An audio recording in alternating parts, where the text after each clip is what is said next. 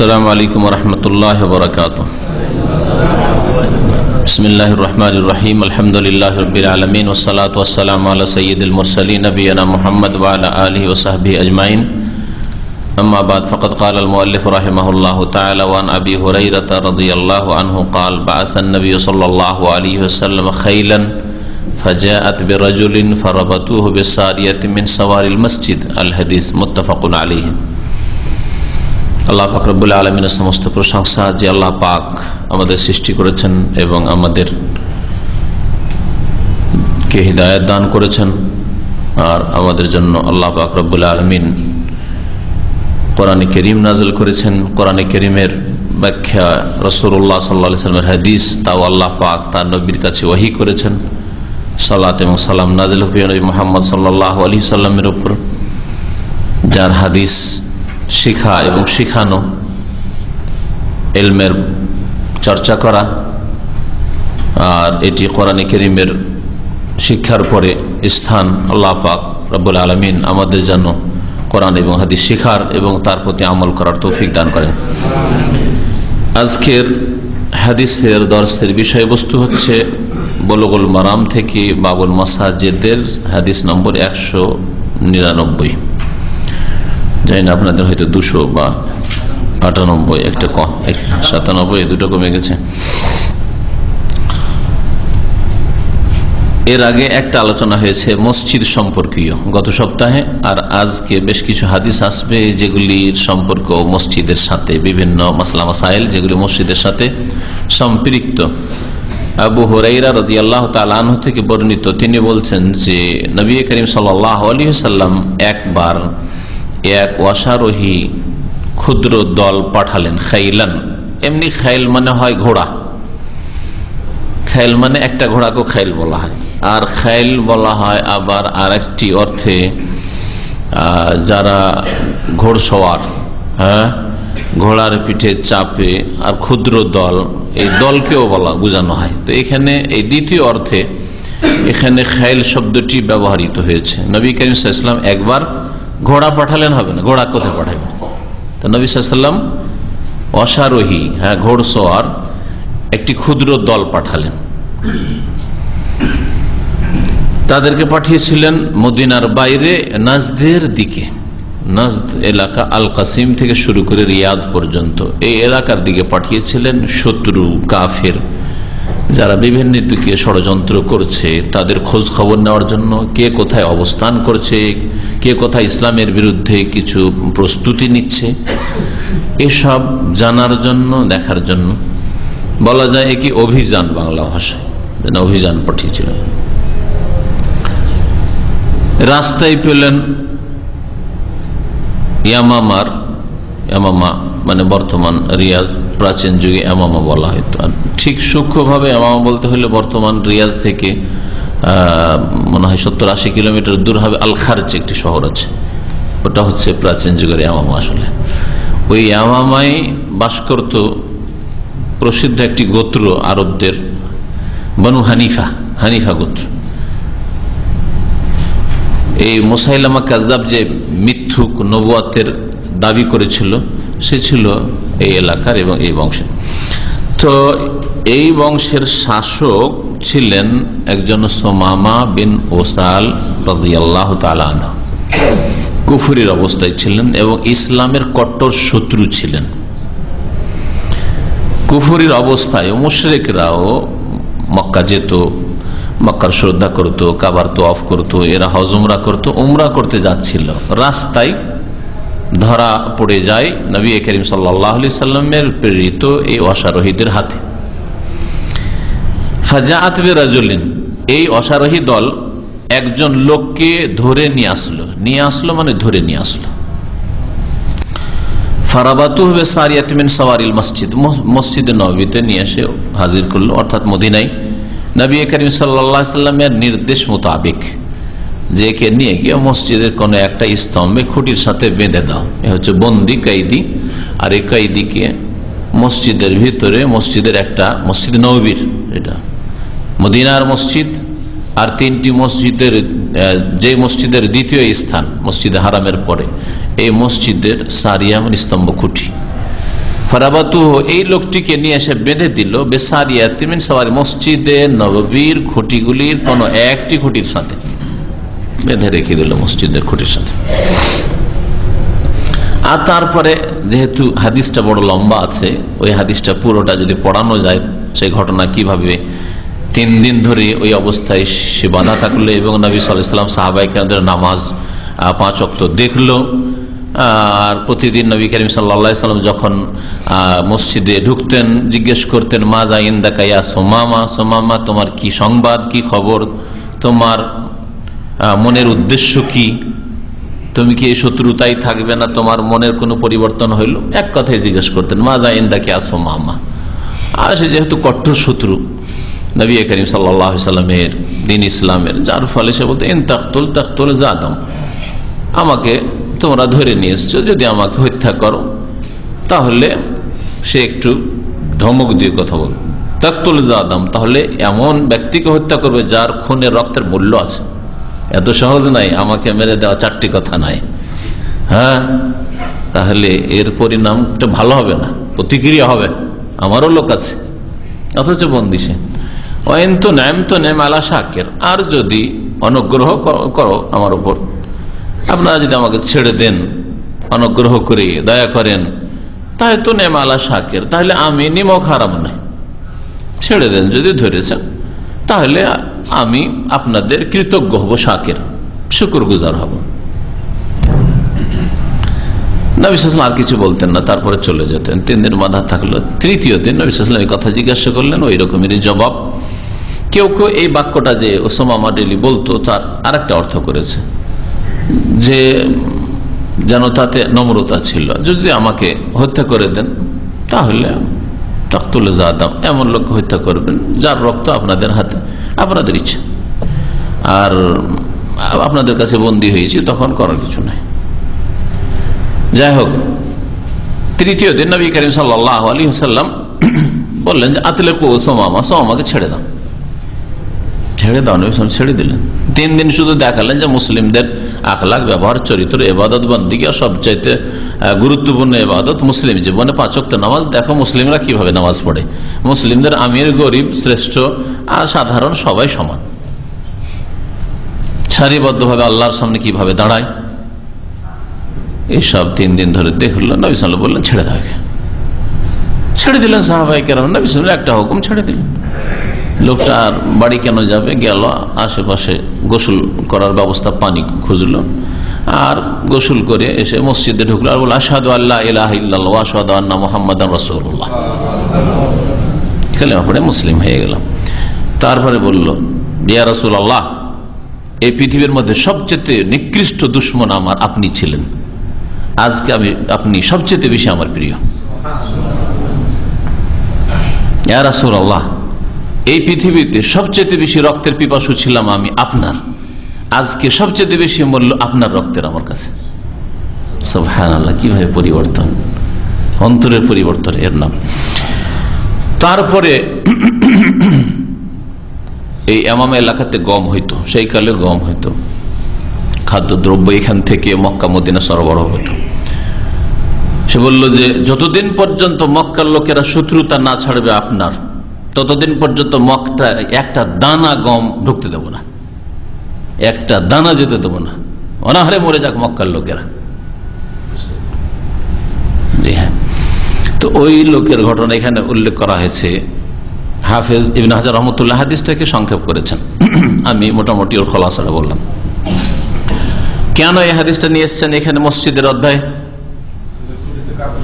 হ্যাঁ, 1 নম্বর কথা, প্রথম মাসলা যেটা, যে মসজিদে অমুসলিমকে ঢুকতে দেওয়া যাবে, এটা খুঁটির কথা বাদ দেন। হ্যাঁ, এটা মাসলা জানা গেছেন, হ্যাঁ, যে মসজিদে অমুসলিমকে প্রয়োজনে ঢুকতে দেওয়া যাবে, এই হাদিসটা প্রমাণ করে। এই হাদিসটা মুত্তাফাকুন আলাইহি, বুখারী মুসলিমের হাদিস। 2 নম্বর প্রমাণ করে যে মসজিদকে জেলখানা হিসাবে প্রয়োজনের তাগিদে ব্যবহার করা যাবে। নবী সাল্লাল্লাহু আলাইহি ওয়াসাল্লাম যেমন মসজিদ জেলখানা ছিল, জেলখানায় কারা থাকে? কয়েদি থাকে, আসামি থাকে, তো আসামি বন্দী।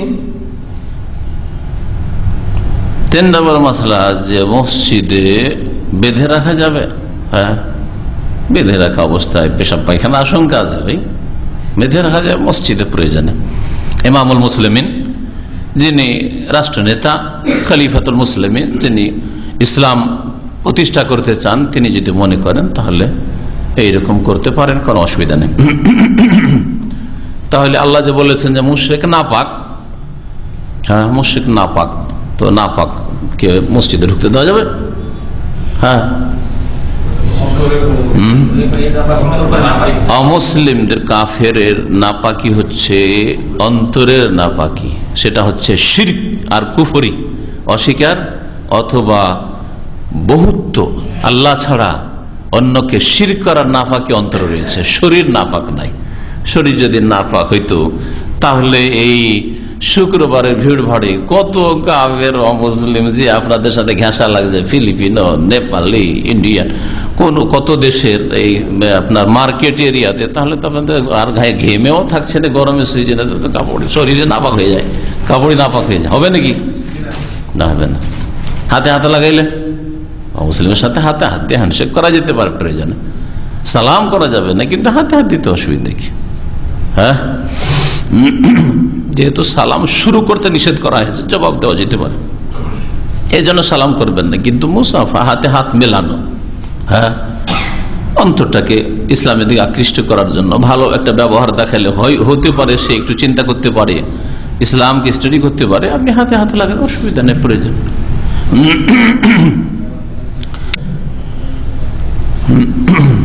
আর আল্লাহ পাক রব্বুল আলামিন মসজিদে হারামের কথা বলেছে, ইন্নামাল মুশরিকুনা নাজাসুন ফালা ইয়াকরাবুল মাসজিদাল হারামা বাদা আমিহিম হাযা।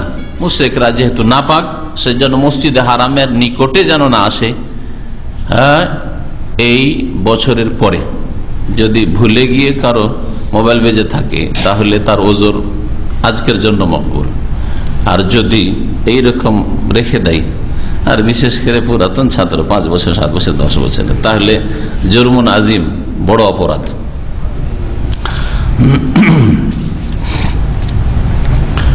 আর আশা করি কারো মোবাইল খোলা থাকবে না, হয় বন্ধ না হয় সাইলেন্ট, আওয়াজে না থাকে। তো মসজিদে হারামের নিকটে আসবে না, তার মানে কি মসজিদে হারামের কাছে আসবে না। মসজিদে ঢুকার কথা, অবস্থানের কথা তো বলা হয়নি। হ্যাঁ, মসজিদের কাছেই যখন যেতে পারবে না বলা হয়েছে, তাহলে মসজিদে ঢুকার প্রশ্নে উঠে না। হ্যাঁ, মসজিদে অবস্থান করার প্রশ্নে উঠে না, তাই না? মসজিদে হারামের কথা আল্লাহ পাকের স্পষ্ট কোরআনের বাণী মসজিদে হারাম সম্পর্কে, মসজিদে নববী সম্পর্কেও নয়, আর বাইতুল মুকাদ্দাসের মসজিদ সম্পর্কেও নয়, আর অন্য কোনো মসজিদ সম্পর্কে নয়। এই জন্য মসজিদে হারাম সম্পর্কে উম্মতের উলামায়ে কেরামের ঐক্যমত রয়েছে। আর মসজিদে হারাম মানে শুধু মসজিদ নাই, মসজিদে হারাম মানে কোরআনের ভাষায়, হাদিসের ভাষায় হুদুদে হারাম, হারামের যতটা দূর পর্যন্ত এরিয়া রয়েছে। সবচেয়ে নিকটে 3-4 কিলোমিটার মসজিদ আয়েশা তানিম, আর দূরে আপনার আরাফার কাছাকাছি মুজদালিফা সহ আরাফা পর্যন্ত 18-20 কিলোমিটার, 22 কিলোমিটার, 25 কিলোমিটার হইতে পারে। এত দূর পর্যন্ত হচ্ছে সুরক্ষিত এরিয়া। ইসলামের এই সব এরিয়াতে একটা ভিসা ছাড়া প্রবেশ করতে পারবে না, তা হচ্ছে লা ইলাহা ইল্লাল্লাহ। প্রত্যেক সরকারের একটা সুরক্ষিত এরিয়া রয়েছে, ক্যান্টনমেন্ট এরিয়া রয়েছে, যে কোনো দেশে নাই। আপনি দেশের নাগরিক, আর আর্মিও নাগরিক, আপনিও নাগরিক, আর্মি আরামসে ঢুকছে, আপনাকে কেন ঢুকতে দেওয়া হচ্ছে না? যদি বলেন আরে আমি নাগরিক নয়, আমি কি থার্ড ক্লাসের নাগরিক নাকি?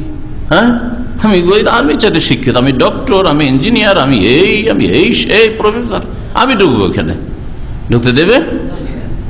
দেবে না। তাহলে সেখানে কেন কোন অমুসলিমের অথবা মুনাফিকদেরকে এতরাজ হয় না, আরে ওখানে কেন ঢুকতে দেবো না, আমিও বাংলাদেশি, আমিও তোমার দেশের মানুষ, আমাকে কেন ঢুকতে দেবে না, ওই এতরাজ কেন করো না? তাহলে এই অভিযোগ যখন করো না, তাহলে ইসলামের বিরুদ্ধে এই অভিযোগ করা মোটেই যুক্তিসঙ্গত নয়। যে মক্কায় কেন ঢুকতে দেওয়া হবে না আমাদেরকে, অমুসলিমদেরকে কেন ঢুকতে দেওয়া হবে না? হ্যাঁ, মক্কায় ঢোকা সহজ, এই ভিসাতে টাকাও লাগে না, হ্যাঁ কিচ্ছু লাগে না, শুধু অন্তর থেকে বিশ্বাস করে লা ইলাহা ইল্লাল্লাহ শাহাদাত লাগে। অন্তরে বিশ্বাস যদি নাও থাকে, মুনাফিক তুমি, আল্লাহর কাছে ধরা পড়বে, কিন্তু আমাদের কাছে বাহ্যিক যে কালেমা শাহাদাত দিলে লা ইলাহা ইল্লাল্লাহ শাহাদাত দিলে, মুহাম্মদ রাসূলুল্লাহ শাহাদাত দিলে, আর বাহ্যিক নামাজ পড়ছো, তুমি আমাদের কাছে মুসলিম, সুতরাং তোমাকে আমরা হজে নিয়ে যাবো, তোমাকে উমরায় নিয়ে যাবো, অসুবিধা নেই, চলে যাও তুমি সার্টিফিকেট নিয়ে যে আমি মুসলিম হয়ে গেছি। যদি অন্তরে মুনাফিকি দেয় শুধু মক্কা দেখার জন্য যাচ্ছি, তাহলে আল্লাহর কাছে জবাবদেহি করবে। হাল শাকাকতা কালবাহু, অন্তর ফেড়ে দেখার অধিকার আমাদের নেই, আর ক্ষমতাও নেই। আর এই কথা বলেননি আল্লাহ পাক রব্বুল আলামিন। তাহলে মসজিদে হারাম সম্পর্কে ঐক্যমত রয়েছে যে অমুসলিমকে ঢুকতে দেওয়া যাবে না। বাকি মসজিদগুলি সম্পর্কে দ্বিমত রয়েছে। মসজিদে নববীতে ঢোকা বা অন্যান্য মসজিদে ইখতিলাফ আহলুল ইলম ফি দুখুলিল মুশরিক গায়রুল মাসজিদিল হারাম মিনাল মাসাজিদ। মসজিদে হারাম ছাড়া মুশরিকদের, কাফেরদের অন্য কোনো মসজিদে প্রবেশ করা সম্পর্কে জায়েজ না জায়েজ নয়, এ সম্পর্কে ওলামায়ে কেরামদের দ্বিমত রয়েছে। ফাযাহাবা আহলুল মদিনা, মদিনার ওলামায়ে কেরাম, আহলে মদিনা তাবেঈনদের জামানা থেকে যেসব ফুকাহা ওলামা মদিনার ছিলেন, তারা ইলা মান এ কুল্লে মুশরিক আন কুল্লে মসজিদ। আহলে মদিনার আলেমদের মধ্যে ইমাম মালিক রাহমাতুল্লাহ আলাইহি, তারা বলছেন যে প্রত্যেক মসজিদ সম্পর্কে এই বিধান শরীয়তের, যে কোন মুশরিককে কোন মসজিদে যেতে দেওয়া যাবে না, ঢুকতে দেওয়া যাবে না। এটা হচ্ছে আহলে মদিনা, মদিনার উলামায়ে কেরামদের মত পুরাতন যুগ থেকে। ওয়াকাল শাফি আল আয়াত আম্মাতুন ফি সাইরিল মুশরিকিন খাসাতুন ফিল মসজিদিল হারাম। এবং শাফি বলছেন যে আয়াত যে বলেছে যে মসজিদে হারামে প্রবেশ করবে না, এটা সমস্ত রকমের মুশরিক, হ্যাঁ, এর ক্ষেত্রে সব মুশরিককে শামিল। সমস্ত মুশরিককে শামিল, তাহলে এই কথাটা চিন্তা করতে হবে। কেউ মূর্তি পূজা করে, হ্যাঁ, কেউ অগ্নি পূজা করে, কেউ মাজার পূজা করে, হ্যাঁ, কেউ তাজিয়া পূজা করে, হ্যাঁ, কেউ ইয়া আলী ইয়া হুসেন করে, তো সবগুলি মুশরিক, সবগুলি মুশরিক। ইমাম শাফি রহমতুল্লাহর কাছে যে কোনো মুশরিক এতে শামিল। যারা তৃতীয়বাদী বিশ্বাসী খ্রিস্টান তারাও শামিল, আহলে কিতাবও শামিল, যারা ওজাইরকে আল্লাহর পুত্র বলেছে ইহুদিও শামিল, সকলে শামিল এতে। মুশরিক মানে শুধু পৌত্তলিক নয়, যে কোনো রকমের মুশরিক হোক না কেন এতে শামিল। কোন রকমের মুশরিক কোন মসজিদে প্রবেশ, মসজিদে হারামে প্রবেশ করবে না, হ্যাঁ, ফিল মসজিদে হারাম। ফালা ইউমনাউনা মিন দুখুলি গায়রিহি মিনাল মাসাজিদ। ইমাম শাফির নিকটে তাহলে মসজিদে হারাম ছাড়া অন্য কোন মসজিদে যদি ঢুকতে চায় বা কেউ ঢুকাতে চায় তো বাধা দেওয়া যাবে না, বাধা দেওয়া যাবে না। সে নির্মাণের কাজে যাক, আর মসজিদের খেদমতে যাক, আর মসজিদে এমনি ঢুকুক যে আমি একটু বসবো, বাধা দেওয়া যাবে না ইমাম শাফির নিকটে। মদিনার উলামারা এর বিপরীত, তাই না, একমাত্র মসজিদ। আম্মা মাযহাবুল ইমাম আহমদ ফাইন্নাহু লা ইয়াহিল্লু লিআইয়ি কাফির দুখুল হারামে মাক্কাতা।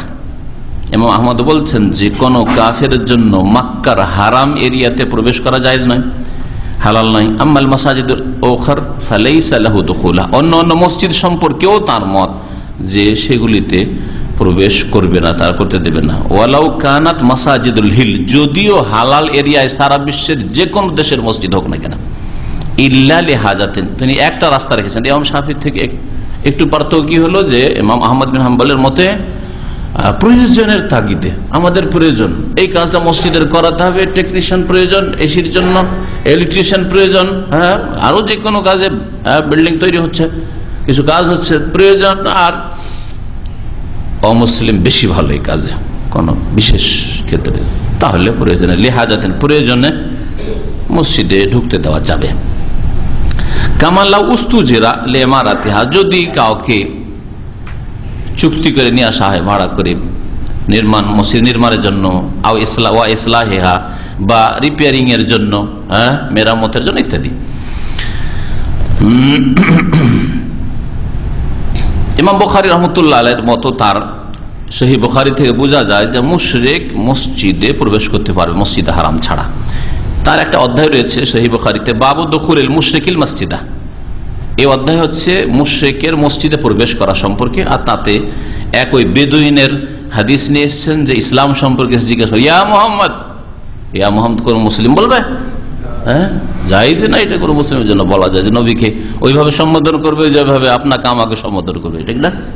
লা তাজালু দুআ রাসূল বাইনাকুম কাদুআই বাযকুম বাযা, তোমরা একে অপরকে যেভাবে ডেকে থাকো, হ্যাঁ, অমুক ভাই, হেলাল ভাই, নবী করিম সাল্লাল্লাহু আলাইহি ওয়াসাল্লামকে এভাবে ডাকা জায়েজ নয়, আল্লাহ নিষেধ করেছেন। ইয়া রাসূলুল্লাহ বলে ডাকতে হবে, হ্যাঁ, ইয়া নবী আল্লাহ, এভাবে ডাকতে হবে, সাহাবারা এভাবে ডাকতেন। তো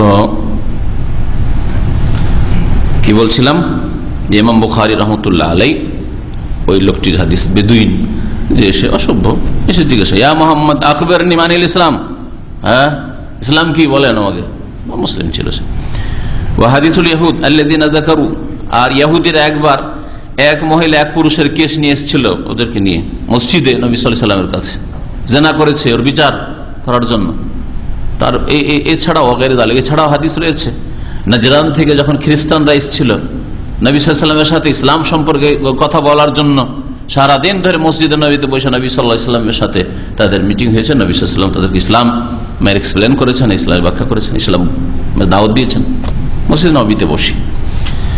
মসজিদ নবীতে বর্তমান যে নিষেধাজ্ঞা সেটা আইনগত বিষয়, সেটা শরীয়তের ওই রকম বিষয় নয় যে একেবারেই ঢুকতে দেওয়া যাবে না, প্রয়োজনের তাগিদে মদিনায় প্রবেশ করতে পারবে, কিন্তু যতটা সুরক্ষিত থাকে ততটা ভালো।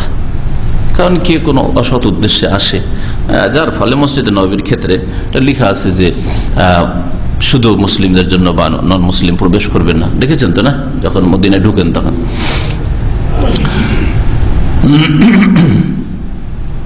এখন আসুন আর একটি বিষয় মসজিদ সম্পর্কে। ওয়ান আবি হুরায়রা রাদিয়াল্লাহু আনহু আন্না উমর রাদিয়াল্লাহু আনহু মাররা বিহাসান ইউনশিদু ফিল মসজিদ ফালাহাযা ইলাইহি ফাকালা ক্বাদ কুনতু উনশিদু ফিহি ওয়া ফিহি মান হুয়া খায়রুম মিনকা। আবু হুরায়রা রাদিয়াল্লাহু তাআলা আনহু বর্ণনা করছেন যে উমর রাদিয়াল্লাহু তাআলা আনহু একবার তার আমলে তার খেলাফতের জামানে হাসান বিন সাবিত রাদিয়াল্লাহু তাআলা আনহু পাশ দিয়ে অতিক্রম করলেন মসজিদে। তিনি কি করছিলেন, ইউনশিদু ফিল মসজিদ, মসজিদে কবিতা আবৃত্তি করছিলেন, কবিতা পড়ছিলেন। তাহলে এই হাদিস আজকালকার যুগে যে ইসলামিক মাহফিল মসজিদে হচ্ছে বা কোন একটা অনুষ্ঠান হচ্ছে আর ইসলামিক সঙ্গীত পাঠ করলো, হ্যাঁ এটা সম্পর্কে কি বিধান, চলবে না চলবে না সঙ্গীত পাঠ করা, যাতে অশ্লীলতা নেই আর শিরকুফরি নেই। যদি কোন গান বা সঙ্গীতে বা কবিতায় অশ্লীলতা থাকে তাহলে অশ্লীলতার কারণে হারাম। যদি শিরকুফরি থাকে, অতিরঞ্জন বাড়াবাড়ি থাকে কোন কারো সম্পর্কে বা কিছু সম্পর্কে, তাহলে সেটা শিরক হওয়ার কারণে বা অবাস্তব হওয়ার জন্য হারাম। যেমন বিদাতি মুশরিকদের কবিতাগুলি নবী সম্পর্কে, নাতে রসুলগুলি সব শিরকে ভরা। ভারত, বাংলাদেশ, পাকিস্তানে উর্দু ভাষায় হোক আর বাংলা ভাষায় যতগুলি নাত শরীফ সবগুলি শিরক, বিদাত আর গুমরাহিতে ভরা, অতিরঞ্জনে ভরা। নবী নূরের পয়দা, নবীর ছায়া ছিল না, হ্যাঁ নবী আলমুল গায়ব, নবী দ্বিতীয়বারের মুখতারি, এইসব কথা বলতরা, হ্যাঁ। তো এই জন্য জায়েজ নাই। অশ্লীলতার চাইতে বড় পাপ হচ্ছে শিরক। মসজিদও জায়েজ নাই আর আপনার বাড়িতেও জায়েজ নাই, বরং এইসব মুখস্থ করাও জায়েজ নাই, পড়াও জায়েজ নাই, ঠিক না? আর এমনি যদি গঠনমূলক কোনো কবিতা হয়, কাব্য রচনা করলেন অথবা কারো কবিতা আপনি পাঠ করলেন, আবৃত্তি করলেন, বাইরেতে কোনো অসুবিধা নেই। তবে এটাকে একেবারে আপনার পেশা হিসেবে গ্রহণ করা আপত্তিকর। কবিতাকে বা সঙ্গীতকে, হ্যাঁ, এটাকে পেশা হিসেবে গ্রহণ করা অপছন্দনীয় কাজ। নবী করিম সাল্লাল্লাহু আলাইহি ওয়াসাল্লাম শের শায়েরির কাব্য রচনার নিন্দা করেছেন, বরং কোরআনে কারীম আল্লাহ পাক নিন্দা করেছেন। ওয়াশ-শুআরা ইয়াত্তাবিউহুমুল গাউন, আলাম একটা সূরার নামই সূরা শুআরা, ওখান থেকে এই আয়াতের ওই সূরায় রয়েছে, সেজন্য ওয়াশ-শুআরা ইয়াত্তাবিউহুমুল গাউন, যারা কবি তাদের অনুসারী কারা হয়, পথভ্রষ্ট বদমাইশরা, মাঠে মাঠে ঘুরে বেড়ায়, হ্যাঁ। আর একটা চিত্র দেখলো ওটাকে তিলকে তাল করে পেশ করলো, একটা মহিলা দেখলো কি থেকে কি পেশ করে বসে থাকলো, ও পছন্দ লেগেছে তাকে, হ্যাঁ। এটা ঘোড়া দেখলো, গাধা দেখলো, একটা নদী দেখলো, আমাদের হ্যাঁ আঁকি চলে আঁকে বাঁকে, পড়েছেন না ছোট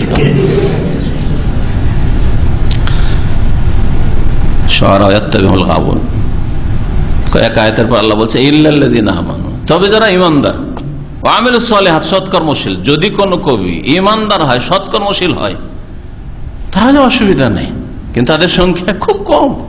যেমন আল্লামা ইকবাল, এরা হলো ইসলামের খাদেম কবি, এদের কবিতা হচ্ছে ইসলামিক কবিতা। আর বাকি যাদের কবিতা রয়েছে বাজারে, সে মুসলিম হোক আর অমুসলিম হোক, হয় বিদাতি কবিতা, আর না হলে ইসলাম বিরোধী কবিতা, না হয় অশ্লীলতা ভরা চরিত্রহীনতা। সুতরাং কাব্য রচনার পেশা ভালো নয়। মসজিদের বিষয় থেকে দূরে চলে যাচ্ছে। যাই হোক, মসজিদে কবিতা পাঠ করা জায়েজ না জায়েজ নয়, এই সম্পর্কে এই হাদিসটি নিয়ে আসা হয়েছে। ওমর রাদিয়াল্লাহু তাআলা আনহু দেখলেন যে এই হাসান বিন সাবিত একজন কবি ছিলেন, ইসলাম গ্রহণ করেছিলেন, মাশাআল্লাহ, নবী সাল্লাল্লাহু আলাইহি ওয়াসাল্লাম সাহাবী, আর নবী করিম সাল্লাল্লাহু আলাইহি ওয়াসাল্লাম তার জন্য মেম্বার রেখে দিতেন, আর মেম্বারে চড়িয়ে দিতেন। মেম্বারে চড়ে চড়ে সে কবিতা পাঠ করতো কাফেরদের বিরুদ্ধে, ইসলামের ডিফেন্সের জন্য, প্রতিরক্ষার জন্য, ইসলামের খেদমতে। তাহলে কবিতাকে ইসলামের খেদমতে নিয়োজিত যদি কেউ করে তাহলে ভালো কথা, মুসলিমদেরকে যদি সজাগ করে তাহলে ভালো কথা। কারণ কবিতার মাধ্যমে বড় কাজ হয়। গদ্য দিয়ে অতটা খেদমত হয় না যতটা পদ্য দিয়ে খেদমত হয়, মানুষের উপর প্রতিক্রিয়া সৃষ্টি হয়, তাই না? নাচতে শুরু করে, একটু বসে থাকতে থাকতে শুরু করে দিয়েছে, কবিতা শুনতে ঝুঁকতে শুরু করেছে, অথচ 1 ঘন্টা বক্তব্য শুনলে ঘুম চলে, আধা ঘন্টা দিয়ে ঘুম চলে আসে, ঝুঁকা তো দূরের কথা, ঘুম চলে এসছে, তাই না? সারা রাত কবিতা শুনলে আর গান শুনলে এই সুর, আমি অশ্লীল গানের কথা বলছি, অশ্লীল গান শুনলে তো 2-4 দিন ঘুম আসবে না ফাসেকদের, তাই না? কিন্তু কথা হচ্ছে যে যদি গঠনমূলক কথাবার্তা হয় আর সুর কণ্ঠ সুন্দর হয় তাহলে সারা রাত ঘুম আসবে না। প্রতিক্রিয়া মানুষের উপর রয়েছে, তাসির খুব বড়ই প্রবল এর কবিতার। একে দেখে ওমর রাদিয়াল্লাহু তাআলা আনহুর একটু রাগ হইলে, কি কাজ করে, মসজিদের আদবের বিপরীত কাজ করে। ফালাহাজা ইলাইহি, তিনি তার দিকে কটু দৃষ্টিতে দেখলেন বা অসন্তুষ্টি মনোভাব নিয়ে দেখলেন, যেটা তেরছা নজরে দেখা আমরা বলি আমাদের আঞ্চলিক ভাষায়। কি বলেন আপনারা? টেড়া চোখ, আর চোখে বলছে টেড়া চোখ, ঠিক, এক এক এলাকা এক এক রকম ছিলেন। যে হোক, এটা হচ্ছে লাহাজা, মানে চোখ কাত করে দেখা, রাগের ভাব নিয়ে। ফাঁকা আলো বুঝতে পেরেছে আমার উপর রাগ ছেড়ে খলিফাতুল মুসলিমিন আমিরুল মুমিনিন। তখন তিনি বলছেন, কাদ কুনতু উনশিদু ফিহি, আমি এই মসজিদেই কবিতা পাঠ করতাম, ওয়াফিহে মান হুয়া খায়রুম মিনকা, এমন সময় পাঠ করতাম যেই সময় ওই মসজিদে অবস্থান করতেন এমন ব্যক্তি যিনি আপনার চাইতে শ্রেষ্ঠ মানুষ, আপনার চাইতে শ্রেষ্ঠ মানুষ মসজিদে বসে থাকতেন, আর আমি মসজিদেই কি করতাম, কবিতা পাঠ করতাম, কবিতা আবৃত্তি করতাম। সুতরাং আপনি আমাকে রাগের নজরে দেখেন না, ভুল কাজ করিনি আমি। মুত্তাফাকুন আলাইহি, বুখারী মুসলিমের হাদিস। তো এই হাদিস কি প্রমাণ করে? যে যদি গঠনমূলক কবিতা হয়, সঙ্গীত হয়, যেগুলোকে আজকাল ইসলামিক সঙ্গীত বলা হচ্ছে, ওটাও দুভাগে ভাগ করতে হবে, ইসলামিক বেদাতি সঙ্গীত আর ইসলামিক সুন্নতি সঙ্গীত। যদি ইসলামিক সুন্নতি সঙ্গীত হয়, কোরআন হাদিস ভিত্তিক, কোরআন সহিহ হাদিস ভিত্তিক, তাহলে পড়া যাবে। আর বিদাতি সঙ্গীত যদি হয় পড়া যাবে না, অশ্লীল সঙ্গীত হয় পড়া যাবে না, যাতে চরিত্র নষ্ট করে, আকীদা নষ্ট করে, মানুষের গড়ে না ভাঙে, গঠনমূলক নয়, ধ্বংসমূলক, তাহলে জায়েজ না। সে সমাজের জন্য হোক, আর চরিত্রের জন্য হোক, আর ব্যক্তির জন্য হোক। এই জন্য যে কবিতা চলবে না, বলছেন যেগুলোতে কারো কুৎসা গাওয়া হয়েছে, কবিতায় কিন্তু কুৎসা খুব আঘাত লাগে, কবিতায় যদি কারো কুৎসা গাওয়া হয় খুব চরম আঘাত লাগে। প্রশংসা যদি করা হয় তো তাড়াতাড়ি ফুলে যায়, তাই না, কবিতার আকারে। এইরকমই যদি মহিলা সংক্রান্ত কথা আসে কবিতায়, তাহলে জায়েজ নাই, যে কোনো জায়গায় জায়েজ নাই। এইরকমই কোনো বাতিল কথা হয় তাহলে জায়েজ নাই। আমাল মুনাফিহাত আন দীনিল্লাহ, আল্লাহর দিনের পক্ষ থেকে যদি আপনি শত্রুদের বিরুদ্ধে কথা বলেন, আল্লাহর দিন কে শক্তিশালী করার জন্য, আল্লাহর দিনের প্রচারের জন্য আপনি কবিতার আকারে কথা বলেন, মানে কাব্য রচনা করেন বা কবিতার আবৃত্তি করেন, আর বাতিলকে ভালো কথা দিয়ে, হক কথা কবিতার আকারে পেশ করে যদি আপনি বাতিলের খণ্ডন করতে চান, উপদেশমূলক কথা বলতে চান, হিকমতপূর্ণ প্রজ্ঞাপূর্ণ কথা বলতে চান, মিম্মা লাহু গারাজুন সাহি, সৎ উদ্দেশ্য নিয়ে, ফালা মানে আমিনহু, তাহলে তাতে কোনো আপত্তি নেই। বুঝতে পারছেন স্পষ্ট? জি হ্যাঁ।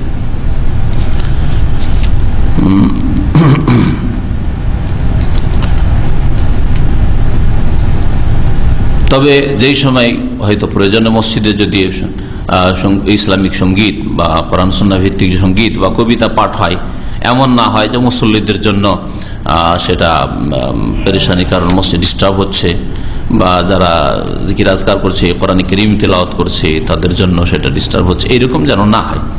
হ্যাঁ, দিন শিখার বিষয়টি আলাদা। এখানে আর একটা কথা উল্লেখ করে দিই, যারা সহি আকীদা বরদাস্ত করতে পারে না, বিশেষ করে ভারত, বাংলাদেশ, পাকিস্তানের মানুষ, বিদআতপন্থীরা, এখানে যখন সালাম ফিরার পরে একটা দাঁড় শুরু হয়ে যায়, তখন তাদের গায়ের বড় জ্বালা হয়ে যায়। আর মনে করে হ্যাঁ, লোকেরা ওইদিকে ফরজ নামাজ পড়ছে, এত লোক সুন্নাত পড়ছে, আর আপনার দাঁড় শুরু করে দিচ্ছেন। হ্যাঁ, একদিন নাকি ইন্ডিয়ান উর্দু ভাষায় মসজিদে বক্তব্য করছিলাম, ও দাঁড়িয়ে গেছে, আমি বুঝতে পারিনি, প্রথম মনে করছে মাসলা জিজ্ঞাসা করে বসিয়েছি, কারণ দেখি যে বেয়াদবি করছে, আমি কিন্তু জোরে প্রথম হালকা করি, যদি হালকাতে না হয় তো বস, তো দিয়েছি বসিয়াও, কিন্তু বসতে পারছে না, অত করে বরদাস্ত হচ্ছে না, কারণ আকীদার কথা বরদাস্ত হয়। বিদআতি আকীদা শুনতেই পারে না, ও তাওহীদ শুনতেই পারে না, সুন্নাত শুনতেই পারে না, কিচ্ছা কাহিনী হলে বসে যেত, বুঝতে পেরেছেন? চলে গেল টান দিয়ে। পরে ওই ভাইয়েরা বললো যে আসলে বলতে চাইছিল যে আপনি নামাজ পড়ছেন লোকের, আর কেন আলোচনা করছেন, এইটা বলতে চাইছেন। ও বক্তব্যের মধ্যে আমার বক্তব্য বন্ধ করে ও প্রশ্ন করবে, মানে ডিস্টার্ব করবে। এটা হচ্ছে বিদআতীদের বদ চরিত্র। এদের জবাবে ইমাম আহমদ রহমতুল্লাহ আলাইহির কথা বলি আপনাদেরকে। ইমাম আহমদ রহমতুল্লাহ আলাইহি একদিন দর্শ শুরু করেছেন সালাম ফিরার পরে, আর কিছু লোক সুন্নাত পড়া শুরু করেছে, মানে দাঁড়িয়ে সুন্নাত পড়তে যাচ্ছে। এই জলিস, বসো, বলছে এটা হচ্ছে ইলম শিখার সময়। ইলম আগে, আমল পরে। তোমার সুন্নত নফল নামাজ পরে, ওটা আমল, তোমার ব্যক্তিগত আমল। আর ইলম যে শিখে তার উপকার হয়, আর বহু লোকের ওর তার উপকার হয়। ইলম শিখার সময়, সুতরাং আগে ইলম শিখো, পরে তুমি তোমার আমল করবে নামাজ পড়ে। কথা বুঝতে পেরেছেন? জি হ্যাঁ। তো এটা হচ্ছে সালাফে সালেহিনের তরিকা, যে ইলম চর্চা হইলে আর নফল সুন্নত আমল নেই। হ্যাঁ, ফরজ, যদি ফরজ নামাজ মসজিদে চলছে তাহলে আপত্তি কর, ফরজ নামাজের টাইমে আগে নামাজ পড়েন, এটা বলার অধিকার আছে। ফরজ নামাজের ওয়াক্ত হয়ে গেছে, আজানের ওয়াক্ত হয়ে গেছে, আর আপনি বক্তব্য চালাবেন, হ্যাঁ, তখন বলেন যে আজান দিতে দেন, নামাজ পড়তে দেন। কিন্তু ফরজ পড়া হয়ে গেছে, আপনার সুন্নত হয় বাড়িতে গিয়ে পড়েন। যদি খুব গায়ের জ্বালা হয় যে তাওহীদ আকীদা শুনতে পারছি না, বরদাস্ত করতে পারছি না, আর না হলে চুপচাপ বসেন, ইলম শেখেন। ইলম শিখা ফরজ, সুন্নত পরে পড়বেন। আবু হুরায়রা রাদিয়াল্লাহু তাআলা আনহু থেকে বর্ণিত, ক্বালা ক্বালা রাসূলুল্লাহ সাল্লাল্লাহু আলাইহি ওয়াসাল্লাম, তিনি বলছেন যে রাসূলুল্লাহ সাল্লাল্লাহু আলাইহি ওয়াসাল্লাম বলছেন, মান সামিআ রাজুলান, কোন ব্যক্তি যদি কোনো ব্যক্তিকে এই কথা বলতে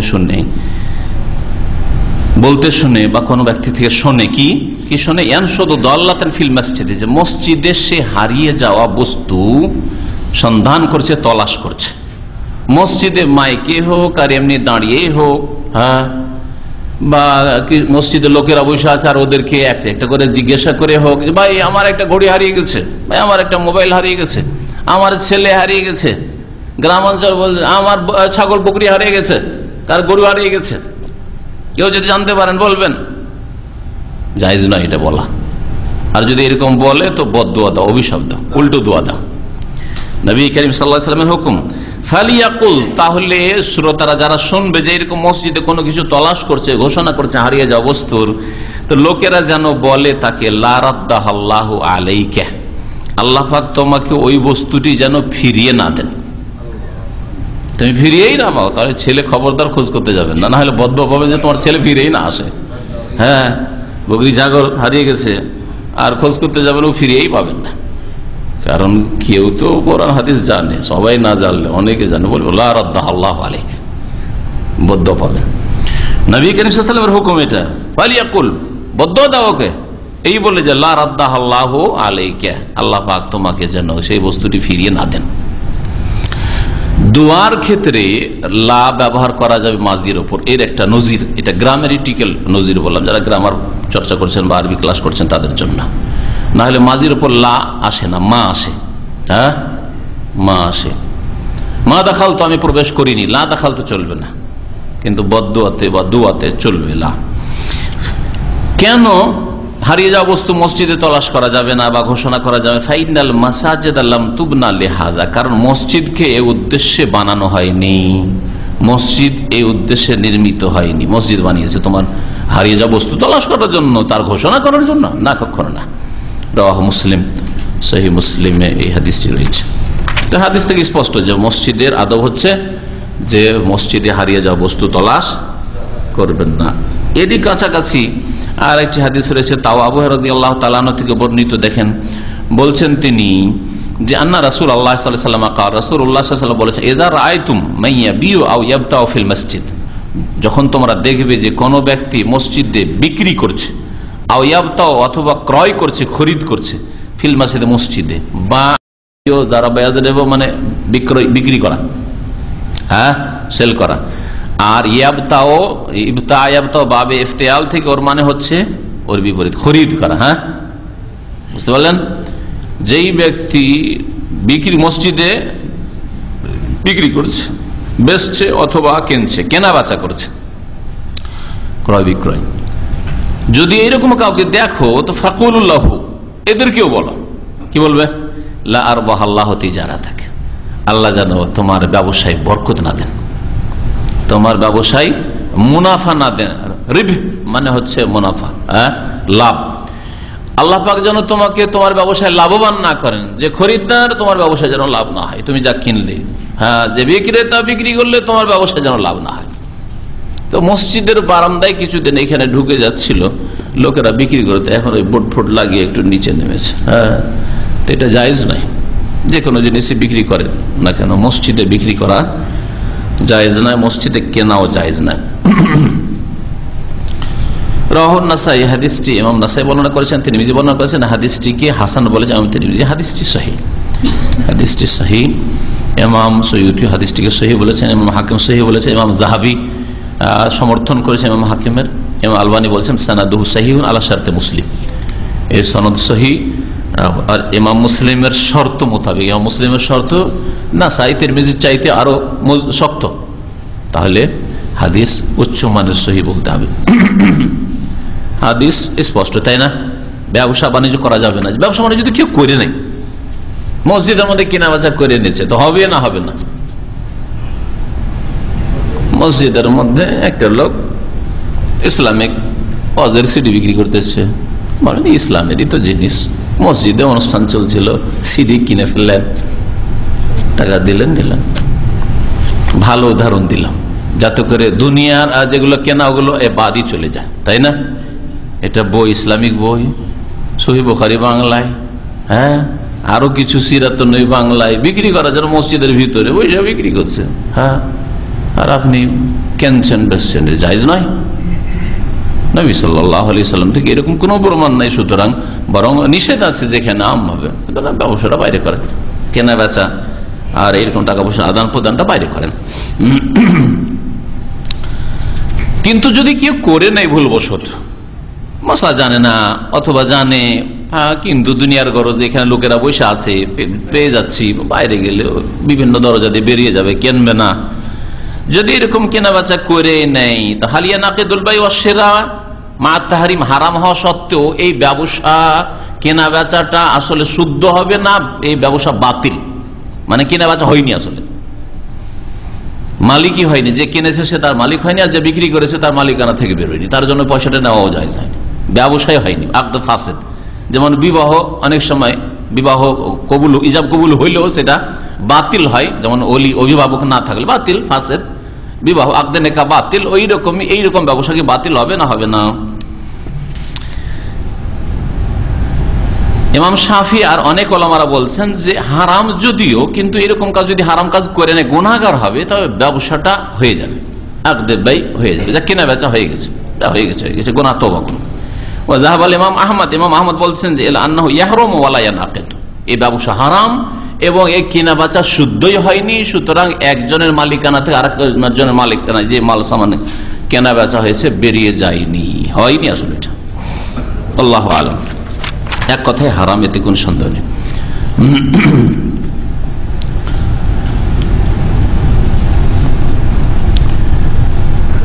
ওয়ান হাকিম বিন হিজাম রাদিয়াল্লাহু আনহু قال قال رسول الله صلى الله عليه وسلم لا تقام الحدود في المساجد ولا يستقاد فيها رواه احمد وابو داود بسند ضعيف।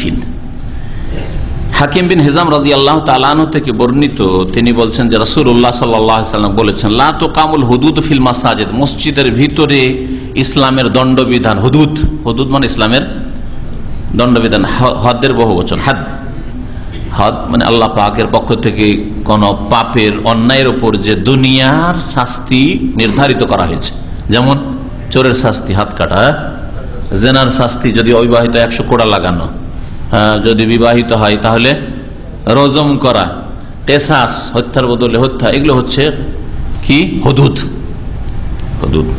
আর শাস্তি নির্ধারিত যদি না থাকে, আর অসৎ লোকদেরকে তাদের পাপ থেকে ফিরানোর জন্য যদি শাস্তিমূলক ইসলামিক সরকার কিছু শাস্তি দিয়ে থাকে, কিন্তু শরীয়তে নির্ধারিত নেই এরকম শাস্তি, তবে ইমামুল মুসলিম খলিফাকে এরকম ইখতিয়ার আছে যে অন্যায় বেড়ে যাচ্ছে, যেমন গান বাজনা করছে, গ্রামে গান বাজনা করছে, ধরে 25 জুতা লাগে না, আমাদের সেগুলো বিচার সালিস হয়, বিচার সালিস গ্রামের লোক করছে, এটা আইনগত সমস্যা। কিন্তু যদি সরকার করে তো অবশ্যই সরকারের ইখতিয়ার আছে, 25 জুতা কেন, সে 50, 100 লাঠিও দৌড়াও লাগাতে পারে ইচ্ছা। এটাকে কি বলা হয় বলতে পারেন? এটাকে তাজির বলা হয়, হুদুদ আর তাজির। যদি দণ্ডবিধান নির্ধারিত হয় তাহলে তার নাম হচ্ছে হুদুদ, আর যদি নির্ধারিত না হয় সরকারের উপর ন্যস্ত করা হয়েছে যে যেমন যেই রকম অপরাধী ওকে ওই রকম পানিশমেন্ট দিতে পারো, তাহলে এর নাম হচ্ছে তাজির। মসজিদের ভিতরে দণ্ডবিধান কায়েম করা যাবে, তাহলে মসজিদে চোরের হাত কাটা যাবে না, মসজিদে কিসাসের বাস্তবায়ন করা যাবে না, মসজিদে কোড়া মারা যাবে না, বেত্রাঘাত করা যাবে না জেনাকারীদের জন্য কে, অথবা যে মিথ্যাপবাদ যে দিল, জেনার মিথ্যাপবাদ দিলে কত কোড়া মারতে হবে, হ্যাঁ কতটি বেত্রাঘাত করতে হবে, 80টা, মসজিদে করা যাবে না। ওয়ালা ইউস্তাকাদু ফিহা, আর এতে প্রতিশোধ নেওয়া যাবে না, কিসাসের বাস্তবায়ন করা যাবে না। কাওয়াদুন থেকে ইস্তিকাদা, কাওয়াদ বলা হয় কিসাসকে। ইমাম আহমদ, আবু দাউদ এই হাদিসটিকে বর্ণনা করেছেন, এর সনদ হাফিজ বিন হাজারের মতে তিনি বলছেন বিসানাদিন দাইফিন, দুর্বল সূত্রে বর্ণনা করেছেন। কিন্তু হাদিসটিকে অন্যান্য ভাষ্যকাররা বলেছেন যে হাদিসটা একাধিক সূত্র থেকে আসায় আর হালকা দুর্বল হওয়ায় হাসান লেগাইরিহি, হাসান লেগাইরি হালকা দুর্বল হাদিস যদি বিভিন্ন সূত্র থেকে আসে সনদ থেকে, তাহলে সেটা কি হয়ে যায় হাসান লেগাইরি সর্বনিম্ন গ্রহণযোগ্য হাদিস। 4 রকমের হাদিস হচ্ছে গ্রহণযোগ্য, সহিহ লিজাতিহি, সহিহ লিগাইরি, হাসান লিজাতিহি, হাসান লিগাইরি। এই লেখক হাফিজ হাজার রহমতুল্লাহ এখানে যাই বলেছেন, কিন্তু তার একটি কিতাব রয়েছে তাখরিজের হাদিসের সহিহ যঈফের, তালখিসুল হাবির, তাতে বলছেন লা বাসা বিসনাদি, এর সনদ অসুবিধা নেই, মানে চলে, অসুবিধা নেই, মানে হাসান, তাহলে কমপক্ষে হাসান লাগাইরি। তাহলে একজন আলেমের একাধিক মত, এত বড় বড় আলেম মুহাদ্দিসদের, ইমাম হাফিজ হাজার রহমতুল্লাহ আলাইহির যদি হইতে পারে, তো আমাদের যদি হয়, এতে আমার আইবের কথা কোথায়? হয় আগের কথাটাই আমার ভুল, পরের কথাটা ঠিক, এটাই সম্ভাবনা বেশি। আর এটাও হইতে পারে যে আগে হয়তো ঠিকই ছিলাম, পরেই ভুল করেছি, এটাও হইতে পারে, ঠিক না? সুতরাং একজন মানুষের লিখায় অথবা বলাই যদি এইরকম মাসলা মাসাইলের ক্ষেত্রে, আকীদার ক্ষেত্রে না, আকীদার গুমরাহি নয়, যেমন বিদাতি সমাজের বিদাতি আলেমদের আকীদার গুমরাহি রয়েছে, কিন্তু মাসলা মাসাইলের যদি একাধিক মত থাকে, এটা দর্শনীয় নয়। আইম্মা কেরামের এরকম ছিল, ইমাম আবু হানিফার একাধিক উক্তি, ইমাম শাফির এর আগে এক উক্তি ছিল, মিশরে গিয়ে আর এক উক্তি হয়েছে, অনেক হাদিস পেয়েছেন, তখন তিনি আসল আগের পুরাতন ফতোয়া থেকে তিনি ফিরে এসছেন। এই ইমাম আহমদের তো এক একটা বিষয়ে 3টি 4টি করে মত আছে। যখন যখন একটা হাদিস পেয়ে গেছেন বা তিনি দৃষ্টিভঙ্গি তার চেঞ্জ হয়েছে, না বিষয়টা ফতোয়াটা তো এরকম না, এর চেয়ে ভালো এটা, দ্রুত তিনি পরিবর্তন করেছেন যাতে করে কোরআন সুন্নাহর কাছাকাছি আসা সম্ভব হয়। উদ্দেশ্য ছিল সৎ। উদ্দেশ্য কি ছিল? উদ্দেশ্য কুপ্রবৃত্তির অনুসরণ নয়, উদ্দেশ্য কোরআন সুন্নাহ ফলো করা যদি হয়, হ্যাঁ, যে না আমি আগে যেটা বলছিলাম এটা চাইতে এটা বেশি আমাকে কোরআন সুন্নাহর কাছাকাছি লাগছে, এটাই অসুবিধা নেই। কারো এই অধিকার নেই যে আপনি তো 2 বছর আগে এরকম বলেছেন, কারো অধিকার নেই কথা জিজ্ঞাসা করার, বুঝতে পারছেন? জি হ্যাঁ, কিন্তু সাধারণ মানুষ বুঝেও না, আর বিদাতি এরা তো এটাকে মানে অসৎ উদ্দেশ্যে ব্যবহার করার চেষ্টা করে অনেক সময়।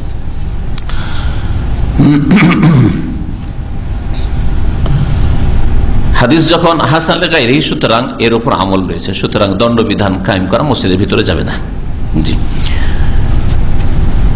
وعن عائشة رضي الله عنها قالت أصيب سعد يوم الخندق فضرب عليه رسول الله صلى الله عليه وسلم خيمة في المسجد ليعوده من قريب متفق عليه। আয়েশা রাদিয়াল্লাহু তাআলা আনহা থেকে বর্ণিত, তিনি বলছেন যে সাদ ইবনে মুআয রাদিয়াল্লাহু তাআলা আনহু, যে আনসারীদের নেতা একজন সাহাবী ছিলেন প্রখ্যাত, তিনি আহত হয়ে গিয়েছিলেন। ওসিবা মানে ওসিবা বেজুরুহিন, জখম হয়ে গিয়েছিল, আহত হয়েছিলেন খন্দকের যুদ্ধে। ইয়াউমুল খান্দক, খন্দকের দিনে, মানে পরীক্ষা খননের যে যুদ্ধ হয়েছিল, আহজাবের যুদ্ধ যার অপর নাম, খন্দকের যুদ্ধে তাকে একটা তীর লেগেছিল, এসে গলার একটা রগে লেগেছিল, যাতে রক্ত বন্ধ হচ্ছিল না।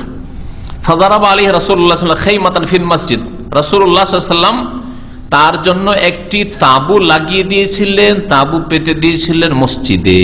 মসজিদে তাঁবু লাগিয়ে দেওয়া হয়েছিল।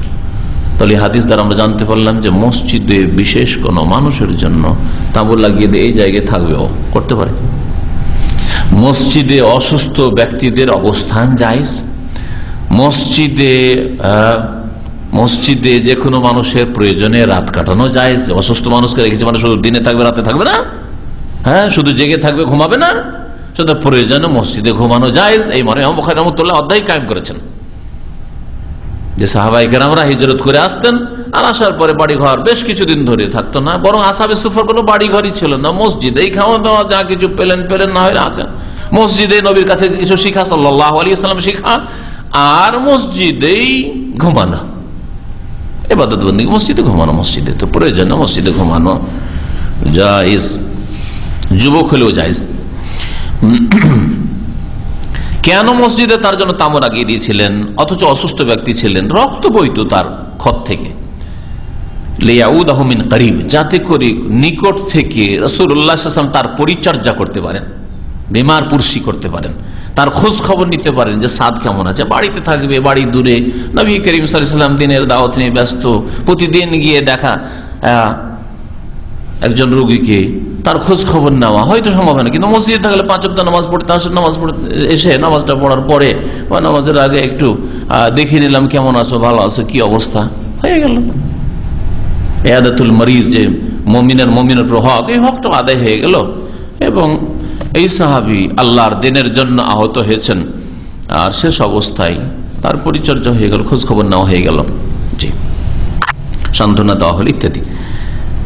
তাহলে এই হাদিস স্পষ্ট করে যে রোগী ব্যক্তি পেশাব করে দিতে পারে মসজিদে, তা পায়খানা হয়ে যেতে পারে, রক্ত বইতে পারে, তারপরও নবী করিম সাল্লাল্লাহু আলাইহি ওয়াসাল্লাম মসজিদে তাকে রেখেছেন। তার মানে এইরকম যদি অবস্থা হয় তো জায়েজ রয়েছে প্রয়োজনে।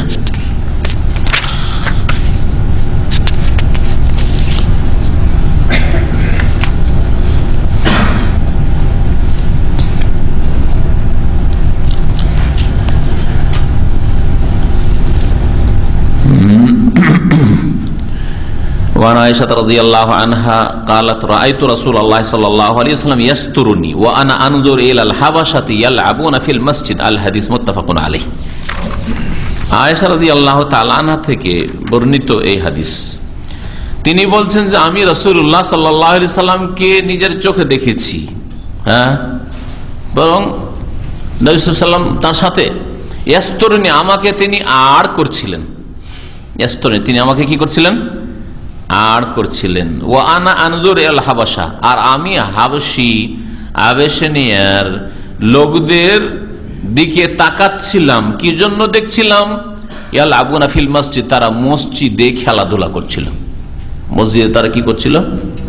খেলাধুলা করছিল। আল হাদিস, হাদিসটা সংক্ষেপ করে দেওয়া হয়েছে, মুত্তাফাকুন আলাইহি, বুখারী মুসলিমের হাদিস। হাদিস তাহলে সহিহ বুখারী মুসলিম হাদিস, তাই না? এই হাদিসের বাহ্যিক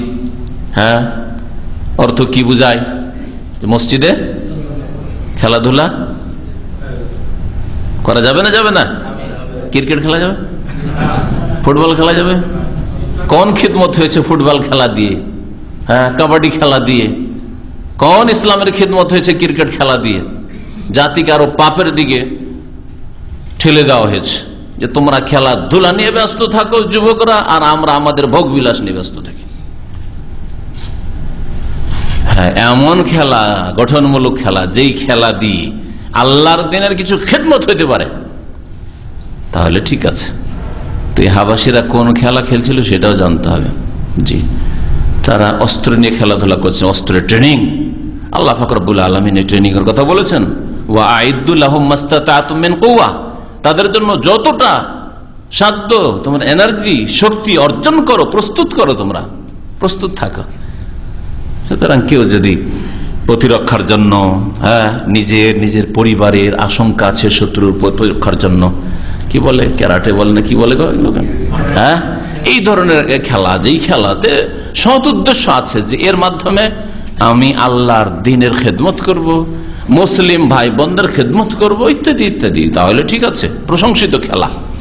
জি, তার খেলাকে তিন ভাগে ভাগ করা যেতে পারে, খেলাকে তিন ভাগে ভাগ করা যেতে পারে। সওয়াবের খেলা, নেকির খেলা, এমন খেলাধুলা যাতে নেকি রয়েছে, যদি উদ্দেশ্য থাকে আল্লাহর দ্বীনের খেদমত করা, মুসলিম উম্মতের খেদমত করা। কোন উম্মতের খেদমত হয়েছে? পাকিস্তান ক্রিকেটে জিতলো, ভারতের বেকুব মুসলিম সেখানে বিজয়ের পতাকা উঠিয়েছে, ইন্ডিয়ার সাথে পাকিস্তানের খেলাধুলা হচ্ছে, আর বেকুব মুসলমান কোথায় হায়দ্রাবাদে, কোথায় দিল্লিতে আমোদ ফুর্তিতে পটাকা ছাড়ছে যে পাকিস্তান জিতেছে, থাকছে ভারত। কোন খিদমতটা ইসলামের করলো যে খুশি? আর যদি ইসলামের বিজয় হতো তাহলে অবশ্যই যেখানে থাকেন খুশি। এগুলি জাহিলিয়াত, এগুলি মূর্খতা, এগুলি দিন থেকে দূরে সরে যাওয়া। জি, না দিন বুঝে, না নিজের পরিণাম বুঝে, দুনিয়াকে ক্ষতিগ্রস্ত করে, মানুষের নজরে আসে যে এরা তো সব পাকিস্তান, যা পাকিস্তান পন্থী সব, তাই না? তাই এটা কোনো না দুনিয়ার ভালো করলেন, না দিনের ভালো করলেন, কিছুই করলেন না। এমনকি দেশের যদি বিজয় হয় তারপরে এতে খুশি করা, এটা একজন মুমিনের শান না যে একটা মুমিন, হ্যাঁ আমার দেশ জিতেছে সেই জন্য খুশি। কিসের খুশি? বলেন, কোন ইসলামের চারানার খেদমত হয়েছে আপনার এই খেলায় জিতে আপনার দেশের? হ্যাঁ, আমার দেশের সুনাম হয়েছে, বাংলাদেশ জিতেছে, পাকিস্তান জিতেছে, ভারত জিতেছে, এসব জাহিলিয়াত, কিচ্ছু না, এসব জাতীয়তা। যাদের দিনের খেদমত না সেখানে আমরা নেই, যেখানে দিনের খেদমত আছে, উম্মতে মুসলিমার খেদমত আছে, সেখানে আছে, যেখানকারই মুসলিম হোক না কেন। এই বিষয়গুলি বুঝবেন, কারণ আজকাল দুনিয়া খেলার পিছনে ছুটেছে, খেলতে পারলে খেলছে, আর না হলে দর্শক, এতে মেতে আছে। আর খেলার ময়দানে যত টাকা খরচ করা হচ্ছে, মুসলিম উম্মত যদি তার এক আনা পরিমাণ ইসলামের খেদমতে খরচ করত, ইসলাম একবারে সুসজ্জিত হয়ে যেত। কিছুই না, ইসলামের খাতে বেরোবে না। এদের খেলার জন্য কোটি কোটি টাকা বরবাদ করছে এরা। তো খেলা হচ্ছে সওয়াবের খেলা, যেই খেলা দিয়ে দিনের খেদমত উদ্দেশ্য আছে। ঘোড়ায় সওয়ারা শিখছেন, প্রয়োজন যদি থাকে, যেখানে এই যুগের প্রয়োজন, এক যুগের প্রয়োজন ছিল, হ্যাঁ, অস্ত্র ট্রেনিং শিখছেন, যতটা আপনার আইন অনুমতি দেয়, আপনি আইন বিরোধী কাজ করতে গিয়ে আপনি আপনার দিন দুনিয়া নষ্ট করিয়েন না, আর দাওয়াতের রাস্তা বন্ধ করিয়েন না, যতটা আপনার অনুমতি আছে ততটা। আর এক রকম খেলা হচ্ছে বৈধ খেলা, যাতে শরীর চর্চা হইল, আর একটু খেলাধুলা করলাম, সারাদিন পড়াশোনা করছি ছাত্র অথবা শিক্ষক, সারাদিন এই কাজ করছি, চাকরি করি, 8 ঘন্টা ডিউটি করলাম, যা একটু সমুদ্রের বিচে গিয়ে একটু খেলে আসি। যদি সেটা যদি লজ্জাস্থান আবৃত করে হাফ প্যান্ট পরে নয়, পুরুষ লোকেরা পুরুষের খেলা নয়, অথবা মহিলাদের খেলা পুরুষরা দেখছে এরকম নয়, মানে শরীয়ত বিরোধী কোনো কিছু নেই, আর লেবাস পোশাক ঠিক আছে, ইসলামিক পোশাক মোটামুটি জায়েজ পোশাক আছে, তাহলে এই ধরনের দুনিয়ার খেলা জায়েজ রয়েছে, যদি নামাজের ইবাদত বন্দেগী রক্তপাত না হয়। বুঝতে পারলেন? আর তৃতীয় প্রকারের খেলা হারাম খেলা, নাজায়েজ খেলা, যেই খেলাতে শরীয়ত বিরোধী কাজ আছে, অথবা খেলার কারণে আল্লাহর দিন থেকে, আল্লাহর নামাজ থেকে গাফিল হয়ে যাচ্ছে। ক্রিকেটের খেলা 4 ঘন্টা 5 ঘন্টা চলতেই আছে, কেউ খেলছে, কেউ খেলা দেখছে, নামাজ গেল কোনো পরোয়া নেই, সারা রাত ধরে স্ত্রীকে ছেড়ে দিয়ে ও সারা রাত গিয়ে রাস্তায়, যাদের বাড়িতে টিভি এক করে, সারা রাত রাস্তায় দাঁড়িয়ে দাঁড়িয়ে বেকুব গুলো ওই খেলা দেখছে। এগুলো জায়েজ নাই সব খেলা, বুঝতে পারছেন? অনেকে কিন্তু খেলার খুব নেশা রাখেন। খেলার পাগল, আরে খেলার কথা শুনলে আর কিচ্ছু মনে থাকবে না। জি হ্যাঁ, কি করে? রমজানে মাঠের মধ্যে পানি পান করে, জি হারাম। তারপরে রমজান মাসে ইবাদত বন্দেগী এমনিতেই খেলা অপছন্দনীয় খেলা, ইবাদত বন্দেগী বাদে রমজানের দিনে খেলা। আর বাতিল পন্থীরা রমজানের রাতগুলিতে আরো বেশি খেলা, ওদের ম্যাচ এই রমজান মাসে বেশি বেড়ে যায়। হ্যাঁ, ফিল্ম সিরিয়াল রমজান মাসে আরো মুসলিম দেশগুলিতে বেড়ে যায়। আশ্চর্য হয়ে যাবেন আপনি, রমজান মাসে বাড়িয়ে দেয়। প্রচার মাধ্যমগুলি ইসলামের বিপরীতে এমন ভাবে চলেছে যে মুসলিমদেরকে কেমন করে সরাইতে হবে ইসলাম থেকে, যার জন্য ইবাদত বন্দেগীর সময় লাইলাতুল কাদার ওইদিকে ম্যাচ চলছে, লাইলাতুল কাদার দিকে ক্রিকেট খেলা চলছে। কিসের লাইলাতুল কাদার? খেলা দেখতে হবে, সিরিয়াল দেখতে হবে। এই সিরিয়াল শুনেছি খুব ভালো লেগে আছে। আল্লাহ পাক হেদায়েত করে মুসলিম জাতিকে।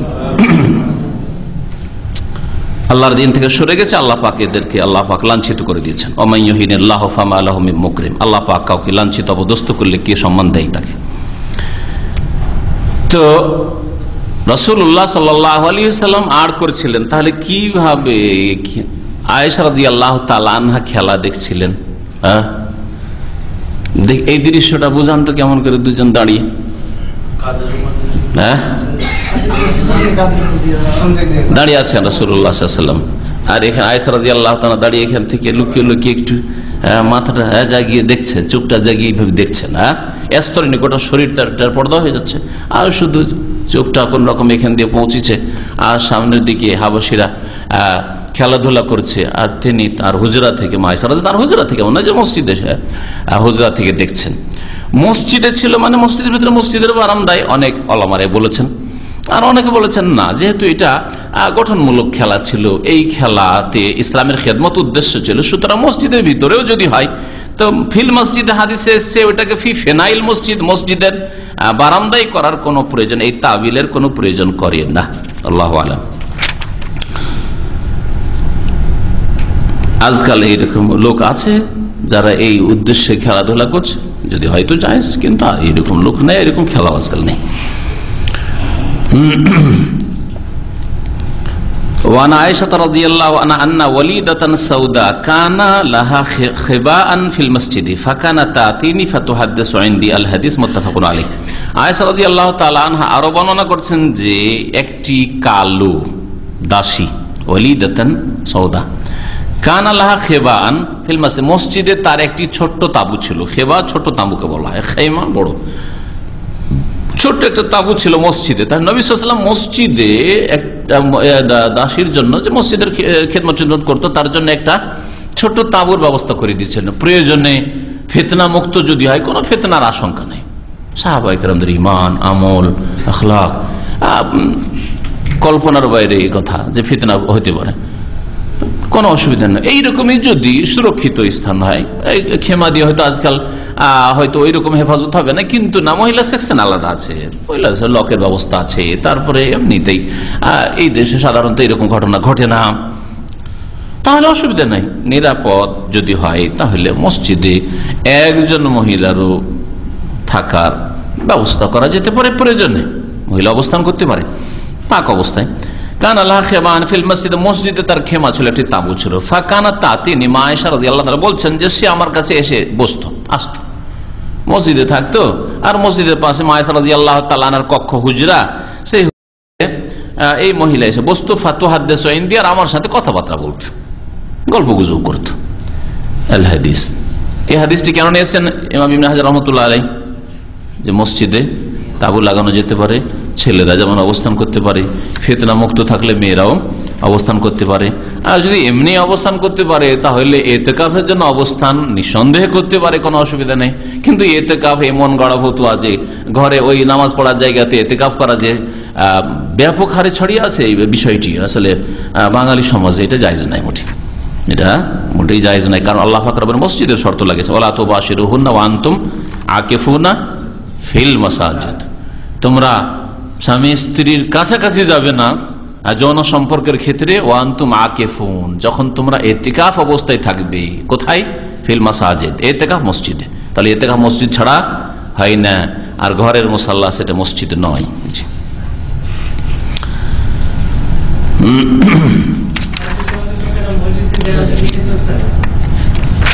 আর কয়টা হাদিস আছে? থাক, শেষ করা যাবে না, সুতরাং এখানে ছেড়ে দিই নাকি?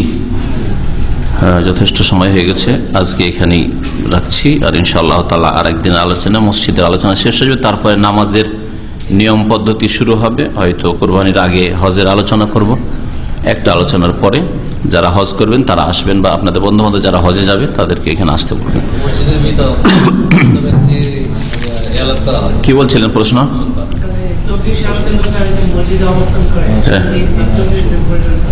হ্যাঁ, মসজিদে অবস্থানের যে মশলা আছে আপন জায়গায় ঠিক আছে, এটা কোনো নাজায়েজ কাজ নাই, কিন্তু কি উদ্দেশ্যে করে, উদ্দেশ্য যদি অসৎ হয়, বিদাতি উদ্দেশ্য হয়, সেজন্য জায়েজ নাই। চিল্লা, এই চিল্লার সফর যেহেতু বিদাত।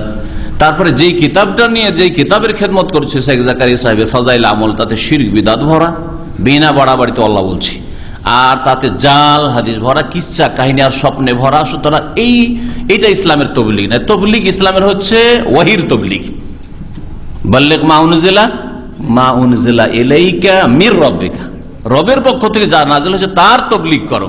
সুতরাং এই তবলিগ জামাতের ভাইরা যদি কোরআন কারীম নিয়ে, রসুলের হাদিস নিয়ে যদি তবলিগে যেত, আর 40 দিন না বাঁধতো, যে আমাদের যার যতক্ষণ সময়, একদিন সময়, একদিন, 3 দিন, 5 দিন, 7 দিন, 10 দিন, যে যা পারবেন আসেন, থাকেন।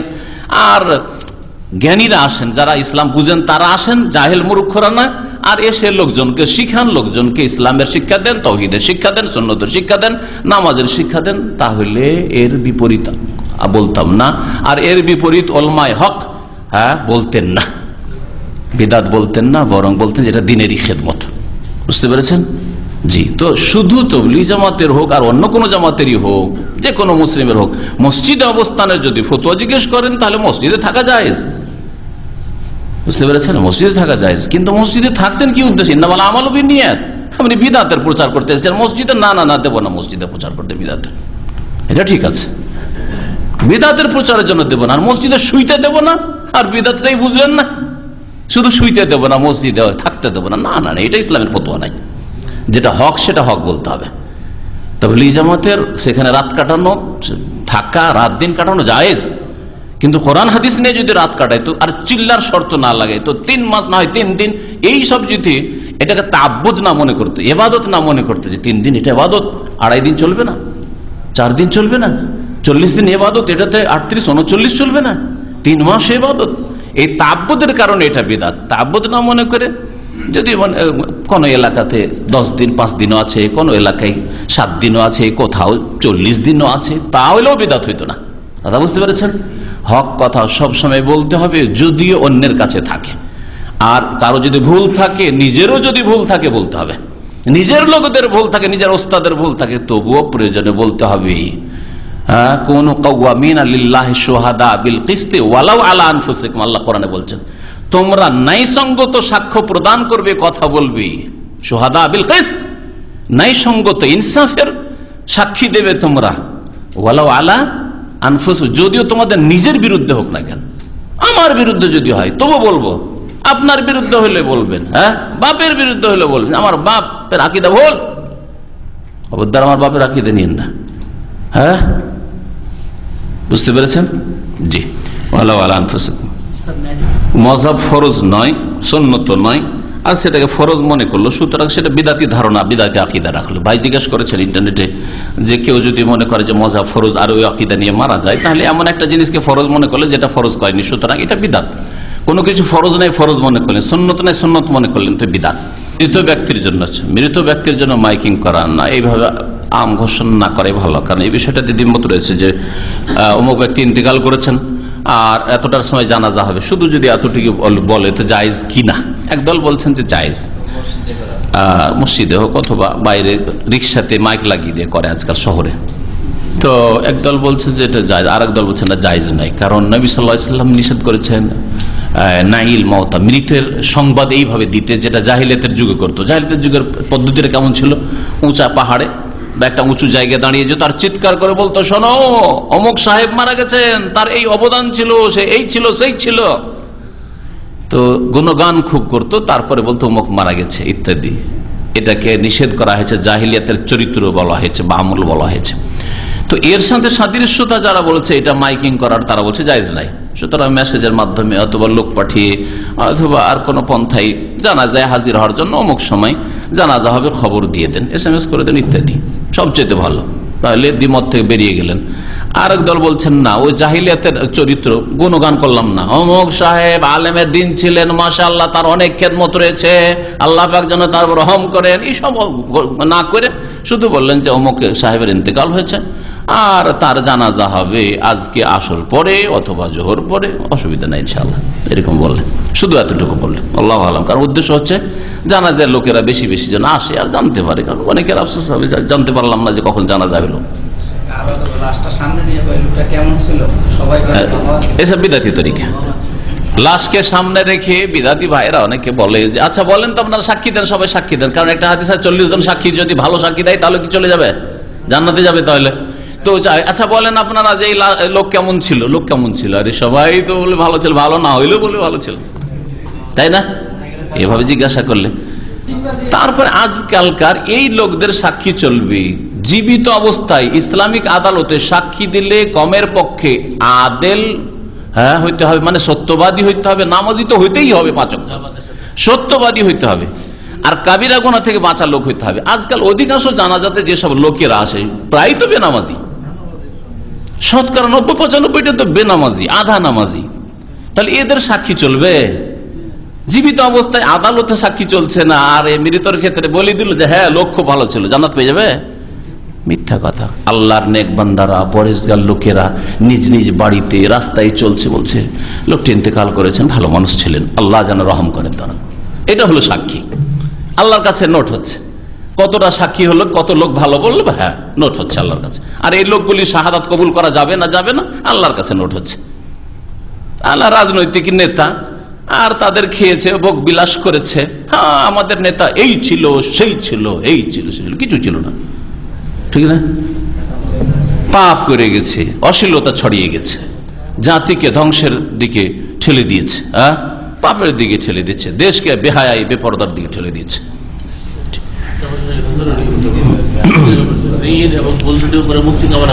হ্যাঁ কি করে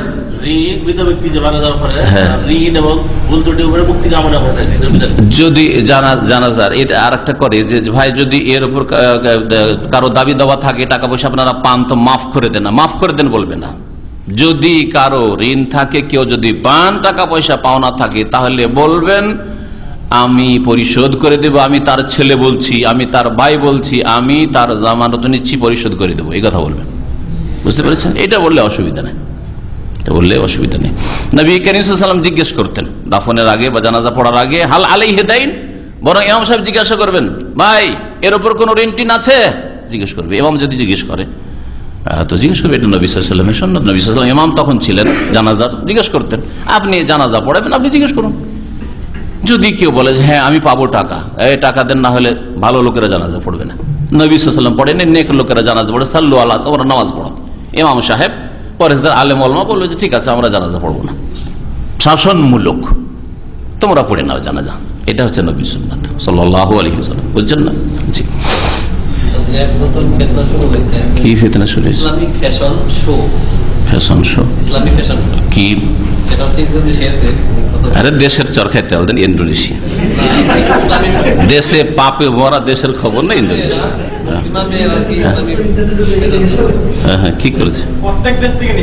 হ্যাঁ তো কি হয়েছে, মানে সুন্দরী প্রতিযোগিতা না কি বলতে চাচ্ছেন?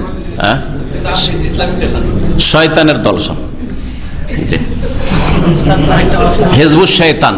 আল্লাহ পাক 2 দলে ভাগ করেছেন মানুষকে, হিজবুল্লাহ আর হিজবুশ শয়তান। যারা পাপ ছড়ায়, হ্যাঁ সুন্দরী প্রতিযোগিতা, এই রাহুল শয়তানের দল। যারা বলে যে বোরকা পরা যাবে না, পর্দা করা যাবে না স্কুল কলেজে, এরা শয়তানের দল, হিজবুশ শয়তান।